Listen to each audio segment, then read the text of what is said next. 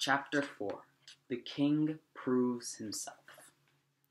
As Arthur's destiny unfolded, he had many adventures in which he proved his worth as a true steward of his country. Whenever one of his supporters was in danger, Arthur acted quickly to restore order and avenge wrongdoing.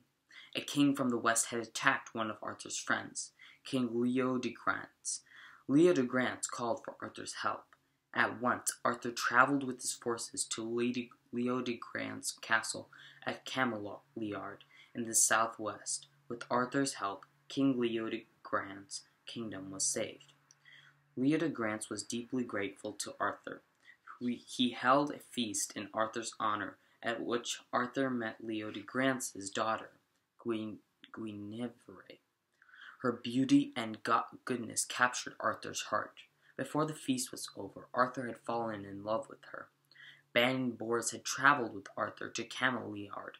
One of their messengers came to report that King Claudas had once again attacked their kingdoms. They had to leave Cameliard right away. Arthur insisted that he should go to France too, but Ban and Bors could see that Arthur loved Guinevere. They urged him to stay in Britain. Their counsel was wise, since Arthur was needed in Britain. The rebel kings had not forgotten the bloodshed at Bedegraine. King Lot, one of the rebels, felt that King Arthur would be a great ally in their struggles against invaders.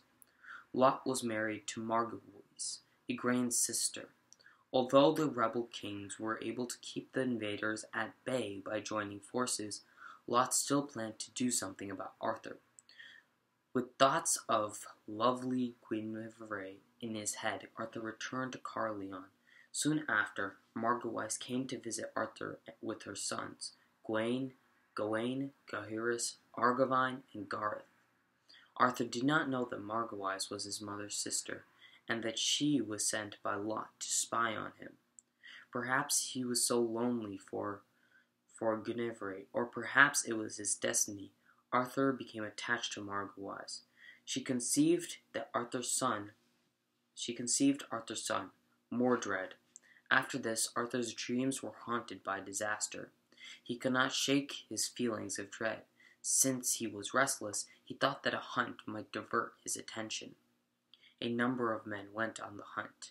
When they spied a white hare, Arthur took after it and left the others behind. Arthur rode so fast that his horse could not keep up. The poor beast fell down and died. Luckily, a forester passed by and told Arthur that he would search for another house. Arthur thanked him and sat down by a well to wait. He tried to quiet his mind. His thoughts continued to swirl, and then the feeling of dread grew stronger. When he heard a loud noise, he leapt up. The sound came from a ferocious creature that moved toward the well. After drinking some water, the beast went back to the forest. Fear and surprise caused Arthur to swoon. Whether he passed out or slept, he did not know. The only thing he could recall was being shaken by a knight he did not know. The knight was, in fact, King Pellinore, who ruled over Listinos. He told Arthur that he was chasing the questing beast. Since Arthur felt restless, he offered to chase the creature. At the moment, the forester came back with a horse. Pellinore agreed to let Arthur continue the quest for a year. Then Pellinore jumped on the horse and rode away. Arthur felt angry and confused. He barely saw a young boy approaching. The boy asked Arthur about his great adventures. Arthur gave a brief reply and returned to his dark thoughts. But the boy did not leave. He told Arthur all that had just happened and how Arthur had become king. Arthur screamed at him, and the boy fled. Then a wizened old man approached and asked, "Why are you so troubled, young man?"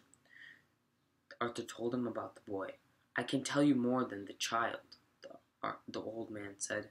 To Arthur's astonishment, the old man related how Margavoise had tricked Arthur and conceived a child, who would be Arthur's undoing. "Merlin!" Arthur cried. "Yes, it is Merlin. Come now, here is another horse," the old man said as the forester came out of the forest with another beast. Arthur and Merlin rode back to Carlion. Arthur's state was worse than ever. Arthur called Sir Ector and Sir Ulfius to him to verify what he had heard from Merlin. The knights confirmed Merlin's words, but Arthur still refused to believe it. He wanted his mother, Igraine, to tell him what had happened. So Igraine was called to Carlion to tell her story. Ulfius demanded that she reveal everything to her son. Igraine pleaded with Ulfius for mercy. "I do not know what happened to the baby after Merlin took him away," Igraine insisted. She was very upset.